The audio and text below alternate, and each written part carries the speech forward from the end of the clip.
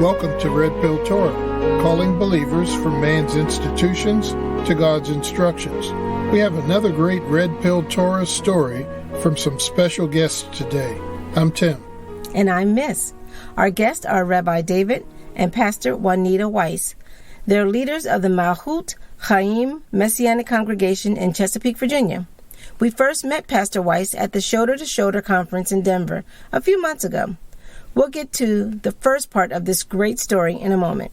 If you didn't know, the Torah is the first 5 books of the Bible. Understanding and believing the Torah gives context to the rest of the Bible. First-time listeners can look us up on the web. Search for RedPill Torah, that's RedPill space Torah, or reach out by email. Our address is redpilltorah@gmail.com.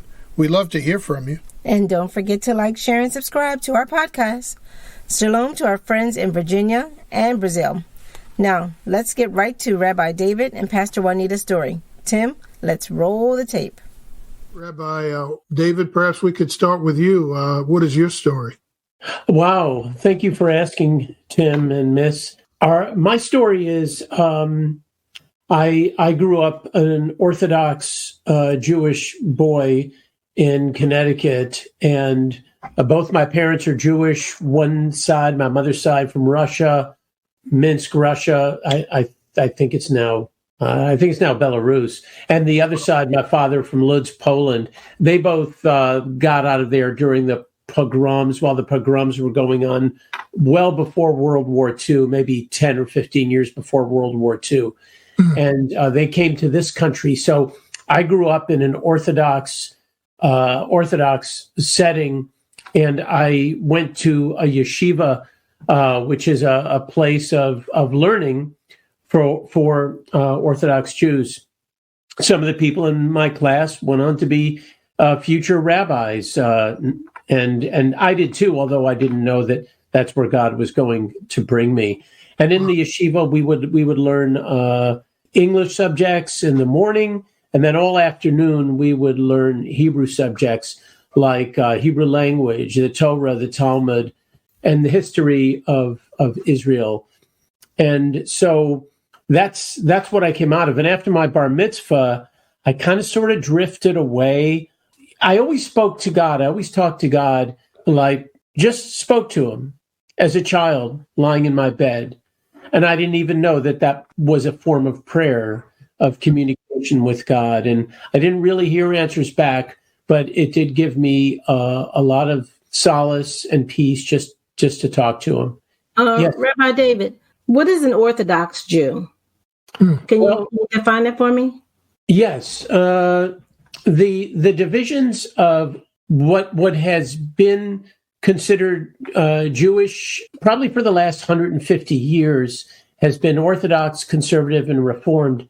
So the Orthodox Jew is the one who tries to follow the laws in the Torah more closely, especially honoring the Shabbat and following rules of what God calls clean food, and then honoring all the feast days. And I would wear the kippah, the head covering, and a talit type of undergarment with fringe garments, during the day when I was in school, and that's Orthodox. Okay. And they have more Hebrew in their liturgy, in their services, and they read from the Torah every single week.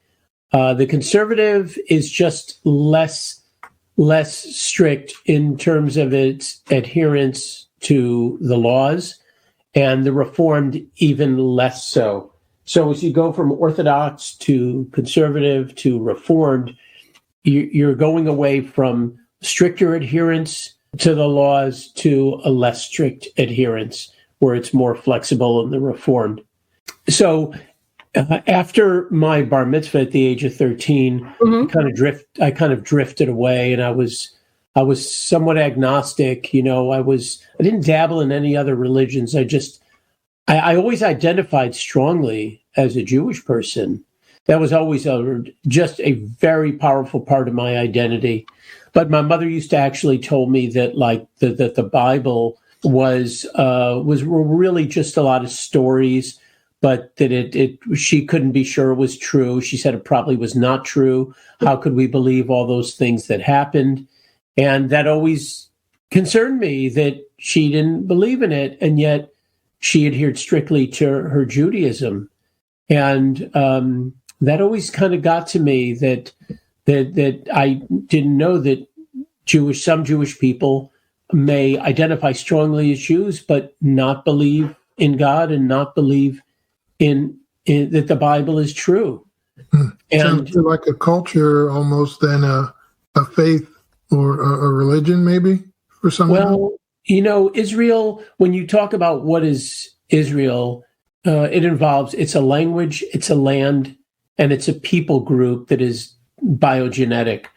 The people group of Jewish people, of course there was mixing in like any people group, but by and large, there always seemed to be a line that went back to the 12 sons of Jacob, and then inherently also to Isaac and Abraham.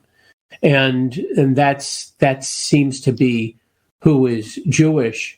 But what was left out of my learning, which I have learned since I became a Messianic Jew, a believer in my Messiah, what I've learned is that there are many, many people who have joined the Commonwealth of Israel. And it even says in God's Torah that he invites all people groups to come in. That's his desire, that everybody would come under the covenants of Abraham, Isaac, and Jacob by honoring the covenants, by hearing and obeying his word at every turn, because it brings life and its goodness. And so as I became a believer, it dawned on me that what it means to call oneself Jewish or a member of the Commonwealth of Israel is a lot broader than I ever thought growing up. What was that moment? Because you said at one point you were kind of agnostic. Yeah. Well, we're getting back to I have to get to the best part of the story is when God spoke to me. So it's about the time that I started becoming good friends with my wife, Juanita. About the time we started becoming good friends, God also put in my path three very good Jewish friends at different times. Three very good Christian friends at different times. And not one of them ever said, if I didn't believe in Jesus and Yeshua, I was going to go to hell. They didn't say that. They simply talked about the love of God. And it really spoke to my soul. And I at the time that I was becoming friends with my wife, I bought a King James Bible, a complete Bible for the first time in my life. We've always had the Tanakh, the Old Testament, and the prophets and the historical writings, but we never had a New Testament in the house. It never bothered me because I didn't care to read it. I always thought, well, Jesus is for Christians and the Jews have Torah.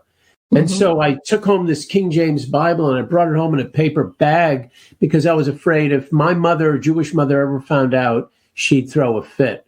And so I went home and I started reading it.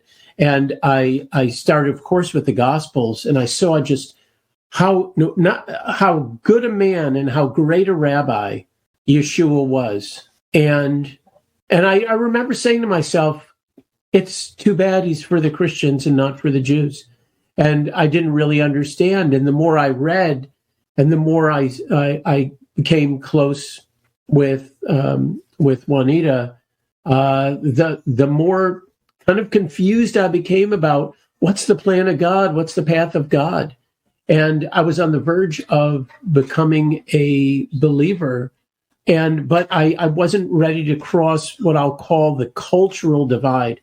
And the cultural divide for Jews, it's really a lie or a falsehood that's been told for generations upon generations.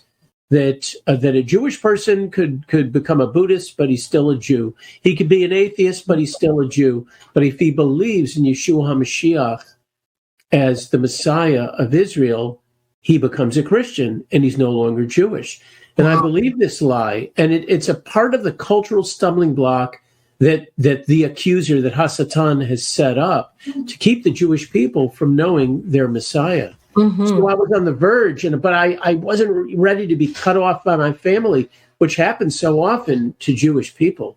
And so one day I was in my bathroom, of all places, getting ready to go for a jog on the boardwalk. I live near the ocean. And I said, God, I'm starting to believe in Jesus, as Yeshua, as my Messiah. But I have to know, and this may be, I don't know if this is true for all Jews, but I said to God, I have to know if you're real, if you, God the Father, Elohim, if you are real. Because if you believe in the Son, you have to believe in the Father. And I still had those words from my mother stuck in my head, that God may be made up, that the stories in the Bible may not be true.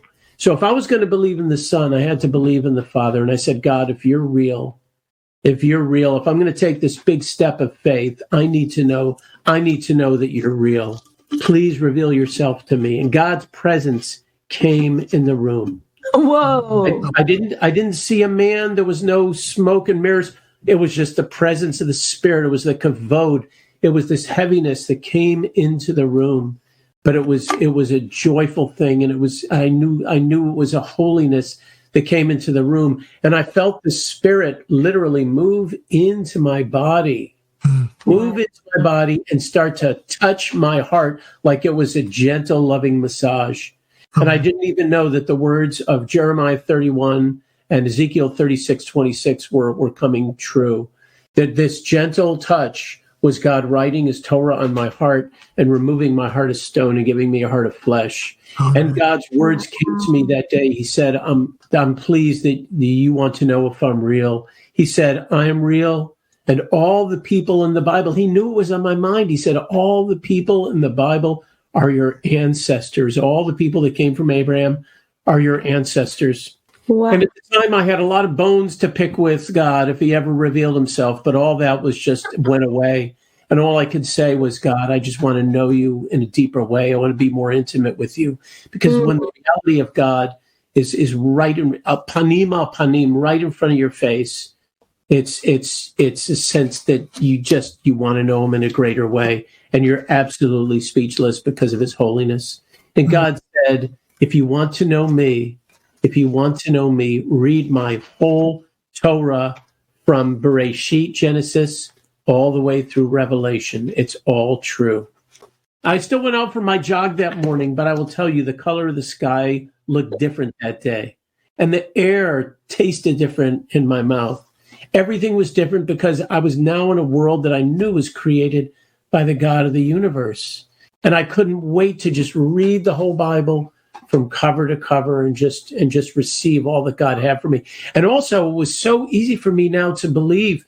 It was so easy for me to believe in the plan that God would send a Messiah, and God would send himself as the Messiah through his Son. And so once I believed that plan, excuse me, I couldn't wait to tell my Jewish mother about this. And I said, Mom, I got exciting news. I accepted Yeshua as my Mashiach. She said, who's Yeshua? And I took a big gulp and I said, it's the one you know is Jesus. And she said, what have you done? You've turned your back on your Jewish people. You're not Jewish anymore. And I said, Mom, I love you, but with respect, I have to say that I don't receive that at all. I feel more Jewish in my soul than I ever have before, because this was always the plan of God. He spoke about the Messiah constantly to the prophets. And my people missed it. We missed the Messiah when he was sent, but it's not too late for me. And I believe that he's the Messiah and he's changed my life. And so my parents didn't talk to me for about 3 months, but I was so filled with the joy of God and the excitement of what lay ahead, learning his nature, learning his character, being more intimate with him, that it grieved me a little bit, but I knew my parents loved me and they were going to come back. It was just a matter of time. And they did come back, of course. We've been sharing the Besorah, the good news of the gospel, with them for 35 years. My father passed away, and they haven't accepted him yet. But we show the love. We show the love of Messiah. Mm-hmm. So that's my story of how I came to not only know the Messiah of Israel as Yeshua HaMashiach, but I also came to interact with the Spirit, the Ruach of God, and to know that God the Father is real. Wow. So you mentioned earlier that the Father had surrounded you with some great Christian friends.